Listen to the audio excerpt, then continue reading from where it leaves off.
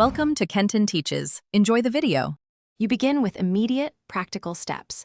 Ensure you have administrator rights and identify the SSD by drive letter or device name. Once done, install or open the vendor's SSD utility or Smart tool for cross-platform checks.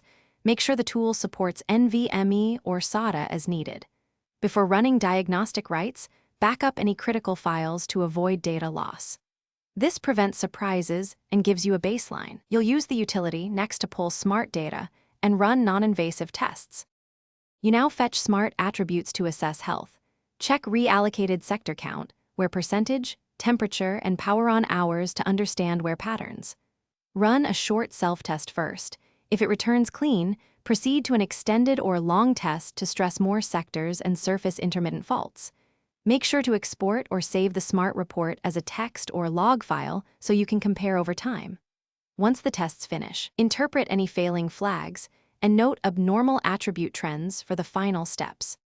You interpret results by prioritizing safety. If Smart shows critical failure flags, stop writing to the drive immediately, restore your backup to a healthy disk, and plan a replacement. SSDs can fail quickly.